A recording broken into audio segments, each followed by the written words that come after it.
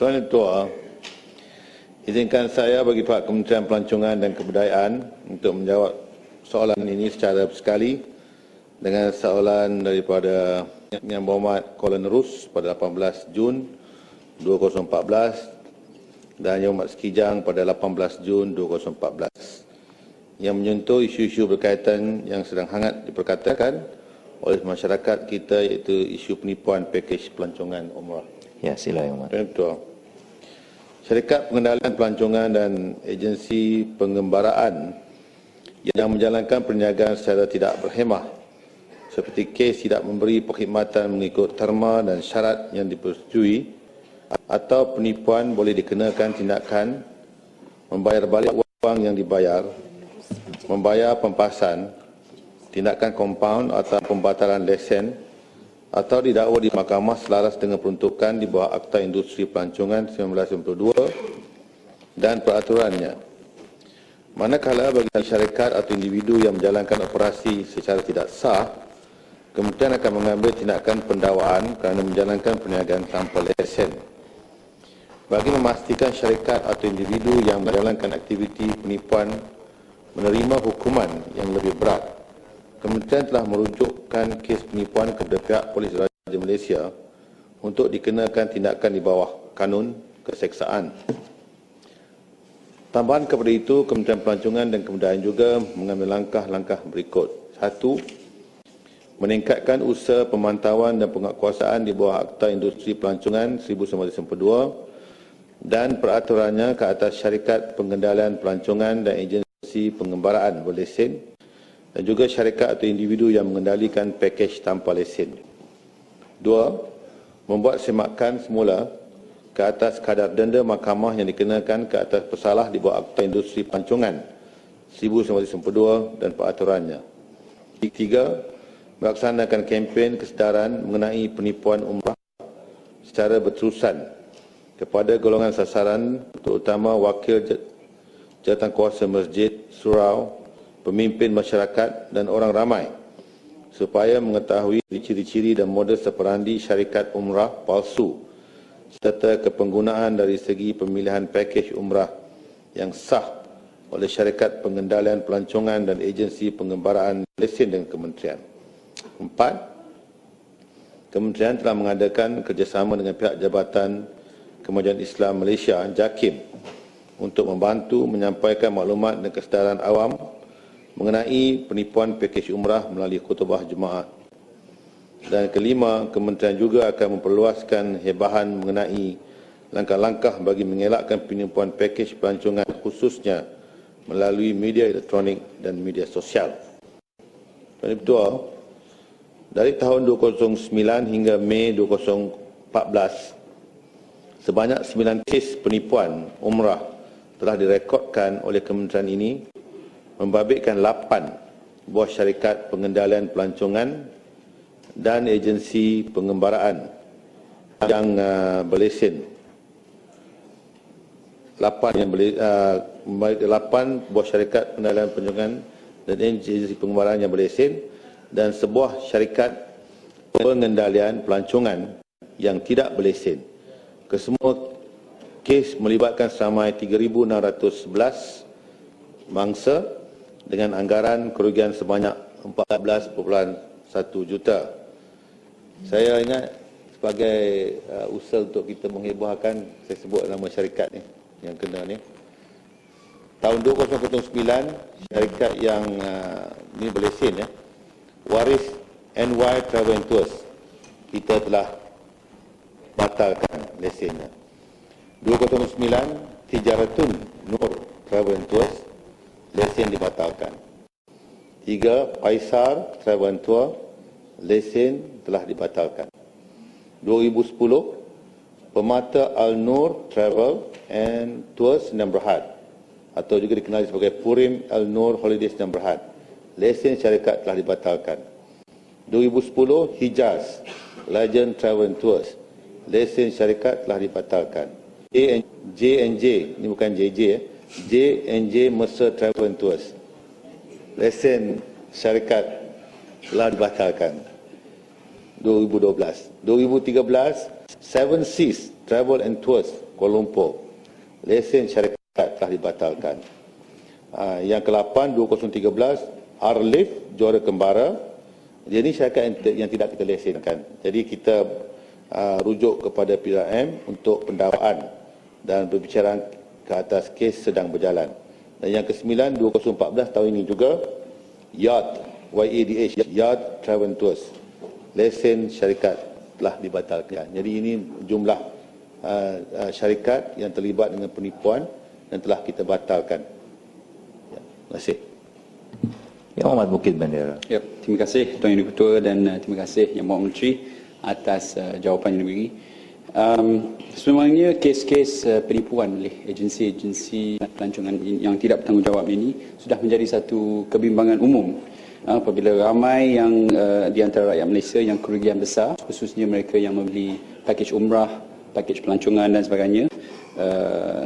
Dan pada pendapat saya, dalam kerangka yang sedia ada, terlalu mudah bagi pihak agensi-agensi pelancongan ini untuk mengambil kesempatan ke atas mangsa-mangsa mereka. Dan seringkali kita lihat agensi walaupun sudah dibatalkan lesen dan sudah diambil tindakan, masih lagi meneruskan penipuan mereka, biasanya dengan menggunakan nama yang lain ataupun syarikat yang lain.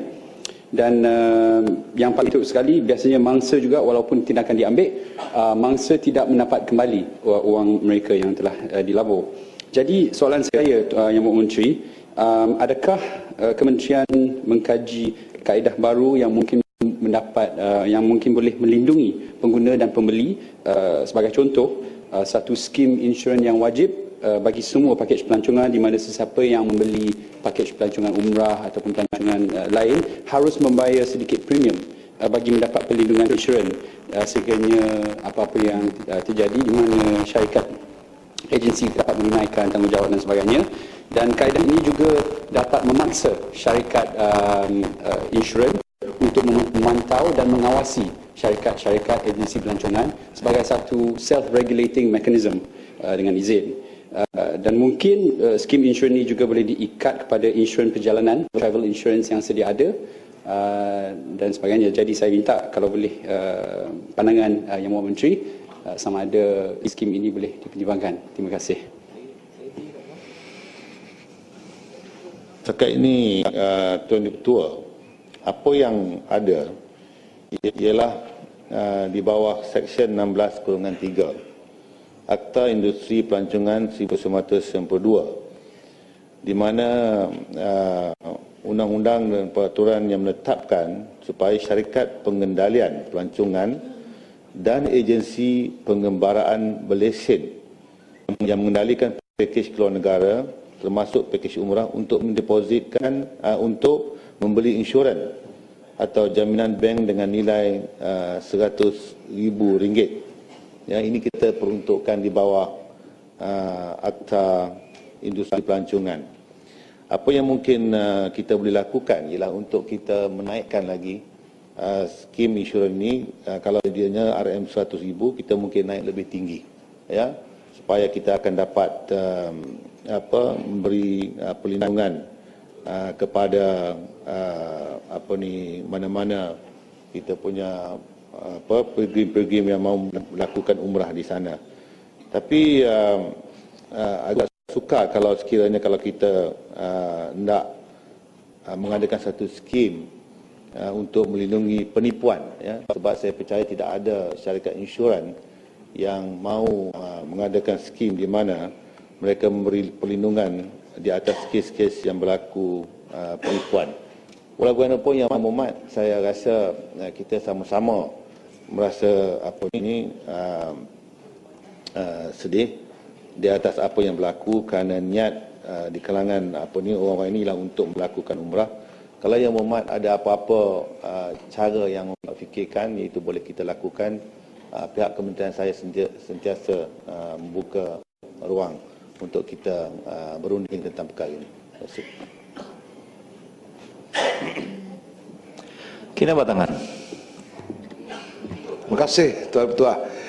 Pertama sekali tahniahlah Muhammad Menteri sebab sehingga bulan Februari ini 2014 telah berjaya membawa 25 lebih juta pelancong ke negara kita.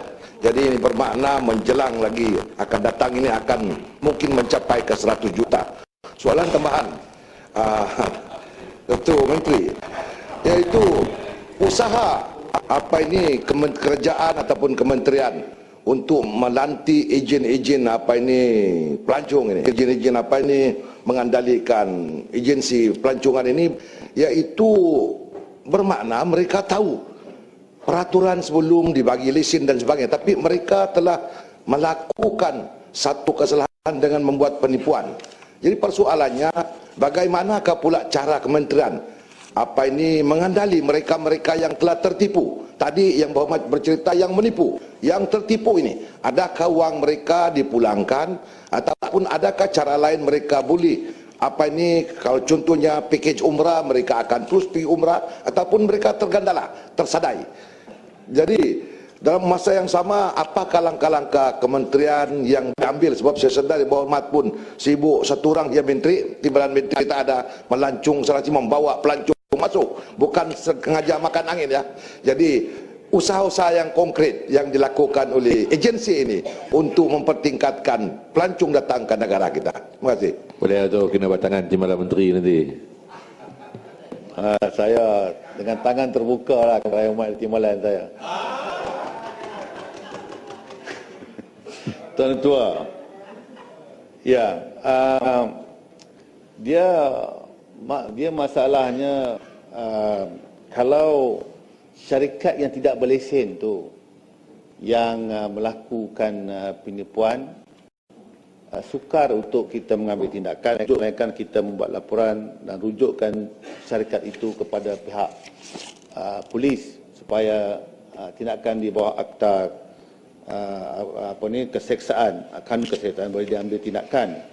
Tapi bagi syarikat-syarikat yang dilesenkan oleh kita, sememangnya kita melakukan satu pemeriksaan yang begitu rapi, ya, untuk memastikan bahawa mereka yang boleh dipercayai sahaja yang boleh diberikan lesen, ya, kerana mereka juga melibatkan pengutipan wang daripada pelancong-pelancong yang ingin pergi ke luar negara.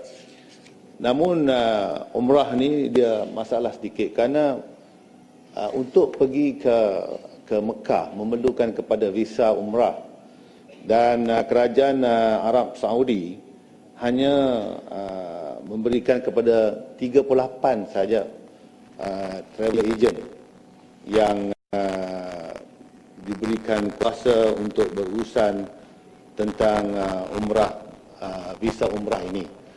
Jadi apa yang kita lakukan untuk melindungi mereka yang berhajat untuk pergi ke umrah, kita minta supaya dia terus pergi kepada website kementerian kita dan lihat dalam website itu nama 38 syarikat yang dibenarkan oleh kerajaan Arab Saudi untuk berurusan visa umrah.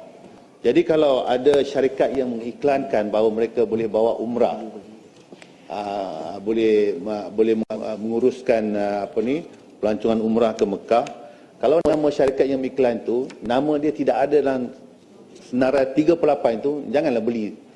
Jangan belilah, jangan beli package dia lah. Sebab hanya 38 saja. Kemudian selalunya umrah ni dalam lingkungan 4,500 kalau kita nak pergi buat umrah. Kalau ada syarikat menawarkan 3,000, itu menipu lah tu, ya. Memang tidak cukup untuk orang kata apa, membiayai perjalanan dan duduk di Mekah sana. Jadi sebab itu saya harap supaya semua yang berhajat untuk pergi ke Mekah melakukan umrah, tekan kita punya website Kementerian Pelancongan dan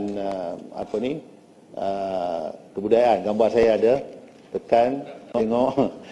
Ada tengok gambar dulu. Ada 38 syarikat saja. Itu yang mana tu. Lebih Menteri.